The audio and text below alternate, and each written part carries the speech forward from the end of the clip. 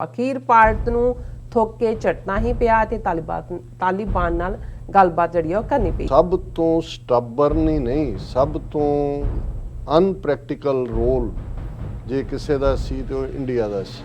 ਕਿੰਨੀ ਕੁ ਦੇਰ ਚੜ੍ਹੇ ਸੂਰਜ ਨੂੰ ਤੁਸੀਂ ਕਹੋਗੇ ਕਿ ਸੂਰਜ ਨਹੀਂ ਚੜ੍ਹਿਆ। ਹੁਣ ਕਹੀ ਜਾਓ ਜੀ ਅਸੀਂ ਨਹੀਂ ਮੰਨਦੇ ਜੀ ਤਾਲਿਬਾਨ ਦੇ ਫਲਾਣਾ ਤੇ ਇਹ ਕਰੇ।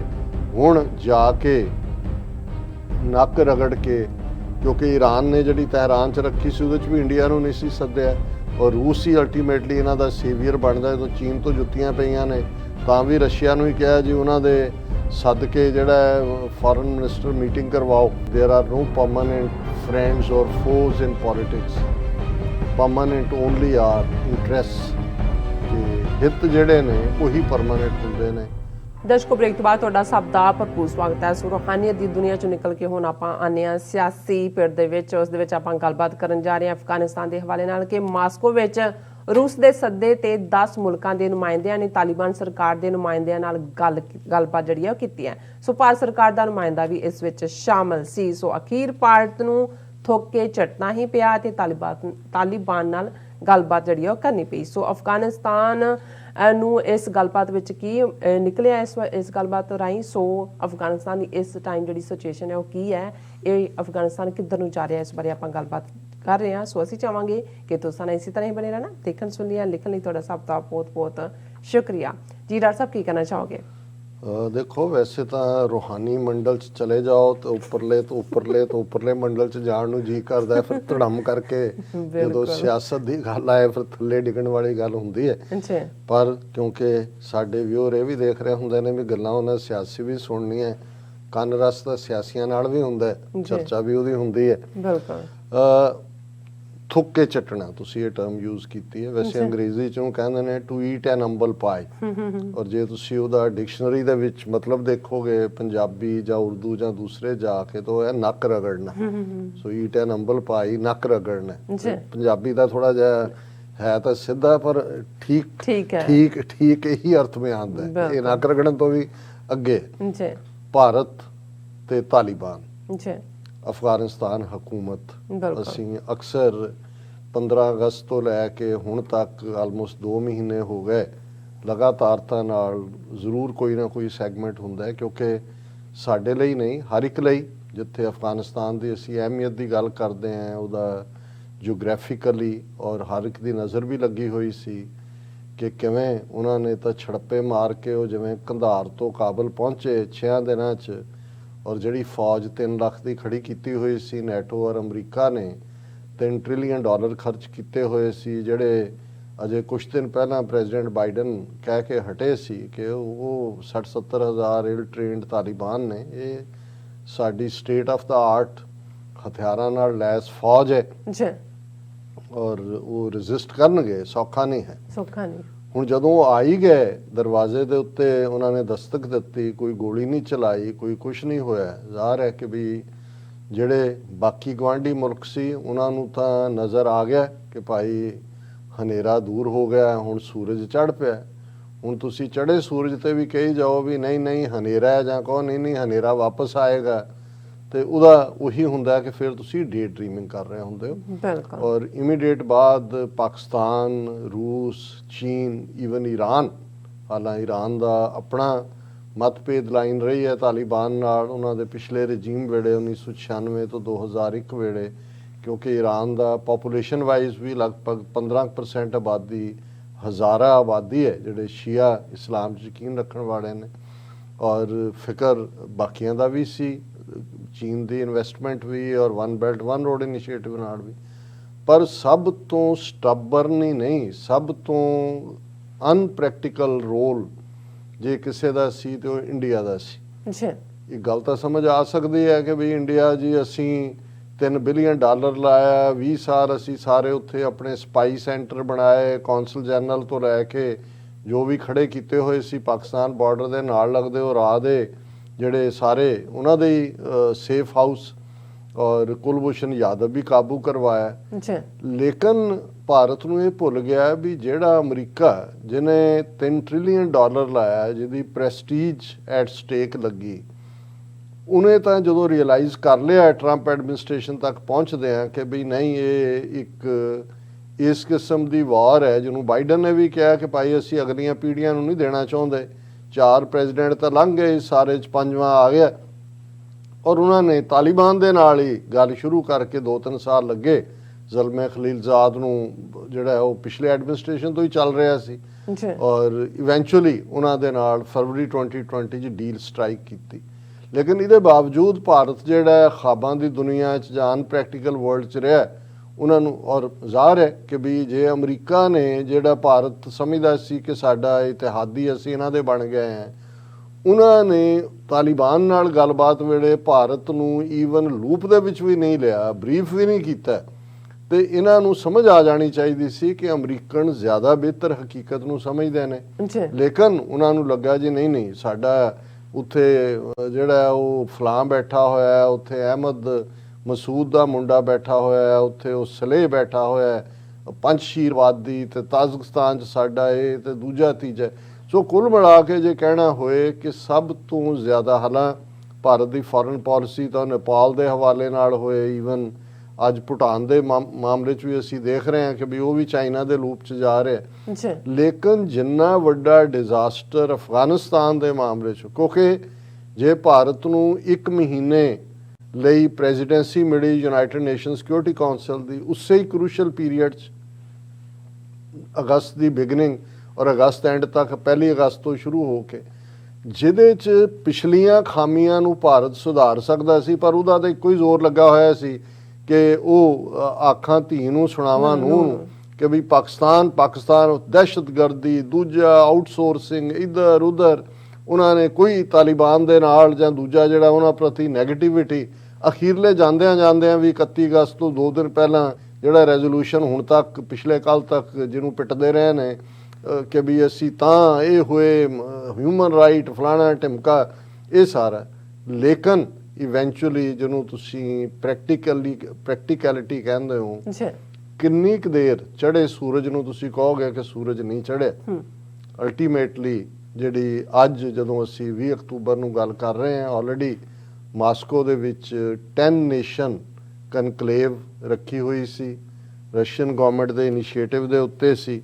ਔਰ ਉਹਨਾਂ 10 ਦੇਸ਼ਾਂ ਦੇ ਵਿੱਚ ਭਾਰਤ ਨੂੰ ਵੀ ਮਦੂ ਕੀਤਾ ਹੋਇਆ ਸੀ, ਇਨਵਾਈਟ ਕੀਤਾ ਹੋਇਆ ਸੀ। ਉਹਨਾਂ 10 ਦੇਸ਼ਾਂ ਦੇ ਵਿੱਚ China, Iran, Russia, Pakistan, Kazakhstan, Kyrgyzstan, Turkmenistan, Tajikistan, Uzbekistan, ਇਹ ਸਾਰੇ ਜਿਹੜੇ ਇਹਨਾਂ ਮੁਲਕਾਂ ਦੇ ਨੁਮਾਇੰਦੇ 10 ਦੇ ਜਿਹੜਾ। ਔਰ ਇਹ ਜਿਹੜੀ ਅੱਜ 10 ਸਟੇਟ ਇਹਨਾਂ ਮੁਲਕਾਂ ਨੇ ਭਾਰਤ ਸਮੇਤ ਜਿਹੜੀ ਸਟੇਟਮੈਂਟ ਵੀ ਰਿਲੀਜ਼ ਕੀਤੀ ਹੈ। ਤਾਲਿਬਾਨ ਦੇ ਡਿਪਟੀ ਪ੍ਰਾਈਮ ਮਿਨਿਸਟਰ ਉਹ ਉੱਥੇ ਮੌਜੂਦ ਸੀ ਔਰ ਭਾਰਤ ਦੇ ਨੁਮਾਇੰਦੇ ਨੇ, ਭਾਰਤ ਦਾ ਜਿਹੜਾ ਮਿਸਟਰ JP ਸਿੰਘ ਜਿਹੜਾ ਜੁਆਇੰਟ ਸੈਕਟਰੀ ਹੈ for Pakistan, Afghanistan, Iran, ministry of external affairs ਦਾ, ਉਹਨੇ ਜਿਹੜਾ ਪਰਸਨਲ ਮੀਟਿੰਗ ਵੀ ਕੀਤੀ। ਔਰ ਇਹ ਜਿਹੜੇ ਤਾਲਿਬਾਨ ਦੇ deputy information and broadcasting minister ਨੇ ਤੇ ਸਪੋਕਸਪਰਸਨ ਵੀ ਨੇ ਜ਼ਬੀਉल्ला ਮੁਜਾਹਿਦ, ਉਹਨਾਂ ਨੇ ਆਪਣੇ ਟਵਿੱਟਰ ਦੇ ਉੱਤੇ ਟਵੀਟ ਵੀ ਕੀਤਾ ਔਰ ਇਹਦੇ 'ਚ ਉਹਨਾਂ ਨੇ ਕਿਹਾ ਕਿ ਵੀ ਇਹ ਹਾਲਾਂ ਮਿਨਿਸਟਰੀ ਆਫ ਐਕਸਟਰਨਲ ਅਫੇਅਰਸ ਨੇ ਵੀ ਇੰਡੀਆ ਨੇ ਸਟੇਟਮੈਂਟ ਦਿੱਤੀ ਹੈ, ਪਰ ਜਿਹੜਾ ਉਹਨਾਂ ਨੇ ਜਦੋਂ ਟਵੀਟ ਕੀਤਾ ਤਾਲਿਬਾਨ ਦੇ ਸਪੋਕਸਪਰਸਨ ਨੇ, ਉਹਨਾਂ ਨੇ ਕਿਹਾ ਕਿ ਬੋਥ sides considered it necessary to take into account each other's concerns and improve diplomatic and economic relations. The Indian side finally expressed readiness to provide a wide range of humanitarian assistance to the Afghans, Mr. Mujahid said in a series of tweets announcing that meeting between Special Representative of India for Iran, Pakistan and Afghanistan and Mr. Hanafi in Moscow. Mister Hanafi deputy prime minister ਨੇ ਤਾਲਿਬਾਨ ਦੇ।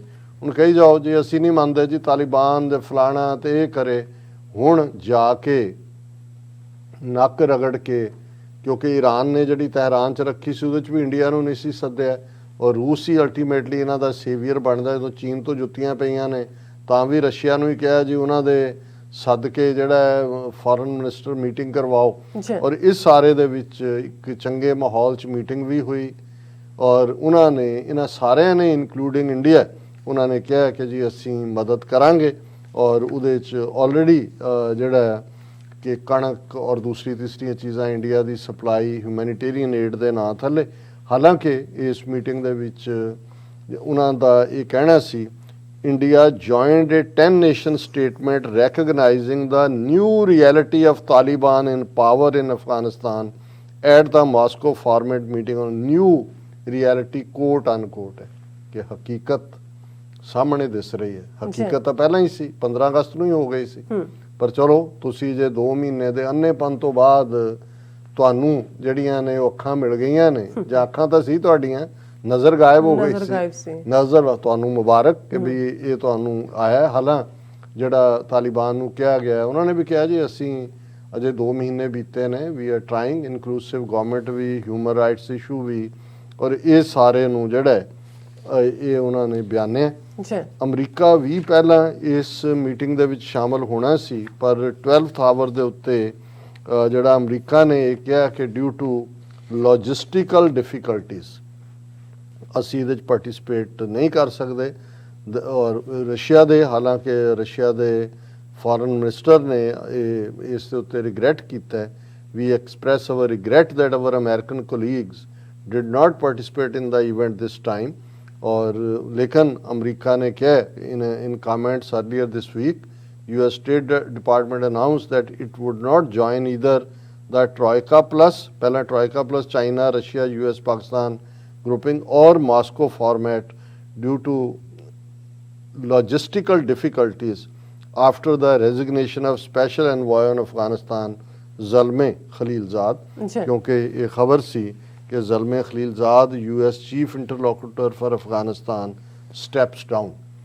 ਹੁਣ ਬੇਸ਼ੱਕ ਉਹਨੂੰ ਬਲੀ ਦਾ ਬੱਕਰਾ ਹੀ ਬਣਾਇਆ, ਕਿੱਥੇ ਤਾਂ ਉਹ ਡ੍ਰੀਮ ਕਰਦਾ ਸੀ ਇੱਕ ਦਿਨ ਮੈਂ ਵੀ ਪ੍ਰੈਜ਼ੀਡੈਂਟ ਬਣਾਂਗਾ, ਔਰ ਜਿਹੜਾ ਉਹਦਾ ਡਿਪਟੀ ਸੀ ਮਿਸਟਰ ਉਸ ਨੂੰ ਉਹਨਾਂ ਨੇ ਥਾਮਸ ਵੈਸਟ, ਉਹਨੂੰ ਜਿਹੜਾ ज़ल्मे खलीलज़ाद ਦੀ ਥਾਂ ਤੇ ਉਹਨਾਂ ਨੇ ਸਪੈਸ਼ਲ ਐਨਵੋਏ ਬਣਾਇਆ। ਲੇਕਿਨ ਅਸੀਂ ਇਹ ਸਮਝਦੇ ਹਾਂ ਕਿ ਇਹ ਇੱਕ ਪੋਜ਼ਿਟਿਵ ਡਿਵੈਲਪਮੈਂਟ ਹੈ। ਰਸ਼ੀਆ, ਔਰ ਤੁਸੀਂ ਦੇਖੋ ਕਿ ਜਦੋਂ ਇਹ ਕਿਹਾ ਜਾਂਦਾ ਹੈ ਸਿਆਸਤ ਬਾਰੇ ਕਿ ਦੇਰ R no permanent friends or foes in politics, permanent only are interest, ਕਿ ਹਿੱਤ ਜਿਹੜੇ ਨੇ ਉਹੀ ਪਰਮਾਨੈਂਟ ਹੁੰਦੇ ਨੇ। ਉਹੀ ਸੋਵੀਅਤ ਯੂਨੀਅਨ ਜਿਸ ਦਾ ਐਂਡ ਇਸ ਅਫਗਾਨਿਸਤਾਨ 'ਚ ਹੋਇਆ 1979 ਦੇ ਵਿੱਚ ਉਹਨਾਂ ਨੇ ਹਮਲਾ ਕੀਤਾ, ਟੇਕ ਓਵਰ ਕੀਤਾ। ਉਸ ਤੋਂ ਪਹਿਲਾਂ ਵੀ ਪ੍ਰੋ ਸੋਵੀਅਤ ਹਕੂਮਤ ਸੀ। 1999 'ਚ 10 ਸਾਲ ਬਾਅਦ ਉਹਦਾ ਭੋਗ ਪੈ ਗਿਆ ਸੋਵੀਅਤ ਯੂਨੀਅਨ ਦਾ, ਉੱਥੋਂ ਨਿਕਲਣਾ ਪਿਆ। ਔਰ ਉਹੀ ਸੋਵੀਅਤ ਯੂਨੀਅਨ ਭਾਵੇਂ ਉਹਦਾ ਅੱਜ ਰਸ਼ੀਆ ਰਹਿ ਗਿਆ, ਪਰ ਅੱਜ ਉਸ ਖਿੱਤੇ ਦੇ ਵਿੱਚ ਜਿਹੜਾ ਅਮਰੀਕਾ ਜਿਹਨੇ 10 ਸਾਲ ਦੀ ਉਸ ਜੰਗ 'ਚ ਸੋਵੀਅਤ ਯੂਨੀਅਨ ਨੂੰ ਹਰਾਉਣ 'ਚ ਮੇਨ ਰੋਲ ਅਦਾ ਕੀਤਾ ਅਲੋਂਗ ਵਿਦ ਪਾਕਿਸਤਾਨ, ਅੱਜ ਜੇ ਤੁਸੀਂ ਹਕੀਕਤ ਦੇਖੋ ਕਿ ਉਸੇ ਹੀ ਅਫਗਾਨਿਸਤਾਨ ਦੇ ਵਿੱਚ 20 ਸਾਲ ਦੀ ਜੰਗ ਤੋਂ ਬਾਅਦ ਅਮਰੀਕਾ ਸੀਨ ਤੋਂ ਆਊਟ ਹੋ ਗਿਆ, ਉਹਦੀ ਕੋਈ ਪ੍ਰੈਜ਼ੈਂਸ ਨਹੀਂ ਹੈ। ਰਸ਼ੀਆ ਔਰ ਚਾਈਨਾ ਵੱਡੇ ਮੀਡੀਏਟਰ ਨੇ, ਔਰ ਉਹੀ ਪਾਕਿਸਤਾਨ ਜਿਹੜਾ ਹੱਬ ਸੀ, ਇਨਸਟਰੂਮੈਂਟਲ ਸੀ ਸੋਵੀਅਤ ਯੂਨੀਅਨ ਨੂੰ ਹਰਾਉਣ ਵੇਲੇ ਅਮਰੀਕਾ ਦਾ ਸਹਿਯੋਗੀ। ਅਮਰੀਕਾ ਨੇ ਕਿਵੇਂ ਪਾਕਿਸਤਾਨ ਨੂੰ ਪਾਸੇ ਕਰਕੇ ਡੀਹਾਈਫਨੇਟ ਕਰਕੇ ਰਿਲੇਸ਼ਨਸ਼ਿਪ ਭਾਰਤ ਦੇ ਨਾਲ ਯਾਰੀ ਪਾਈ, ਤੇ ਭਾਰਤ ਉਦੋਂ ਸੋਵੀਅਤ ਯੂਨੀਅਨ ਦਾ ਸਾਥੀ ਸੀ ਜਦੋਂ 1979 ਤੋਂ 1999 ਤੱਕ ਸੋਵੀਅਤ ਯੂਨੀਅਨ ਬੈਠਾ। Indira Gandhi through out United nations ਡਿਫੈਂਡ ਕਰਦੇ ਰਹੇ ਉਸ ਹਮਲੇ ਨੂੰ ਵੀ, ਔਰ ਹੁਣ ਤਰਲੇ ਕਰਕੇ ਵਾਪਸ ਉਹਨਾਂ ਤਾਲਿਬਾਨ ਦੇ ਨਾਲ ਜਿਨ੍ਹਾਂ ਨੂੰ ਹਮੇਸ਼ਾ ਭਾਰਤ ਜਿਹੜਾ ਹੈ ਪਾਕਿਸਤਾਨ ਕ੍ਰੀਏਟਡ ਟੈਰਰਿਸਟ ਗਰੁੱਪ। ਪਰ ਦਿਲਚਸਪ ਗੱਲ ਇਹ ਹੈ ਕਿ ਰਸ਼ੀਆ ਨੇ 2003 ਦੇ ਵਿੱਚ ਤਾਲਿਬਾਨ ਨੂੰ ਦਹਿਸ਼ਤਗਰਦ ਜਮਾਤ ਐਲਾਨਿਆ ਸੀ, ਔਰ ਅਜੇ ਵੀ ਰਸ਼ੀਆ ਨੇ ਉਹਨੂੰ ਡੀਲਿਸਟ ਨਹੀਂ ਕੀਤਾ, ਕੱਢਿਆ ਨਹੀਂ ਹੈ ਉਹਦੇ 'ਚੋਂ।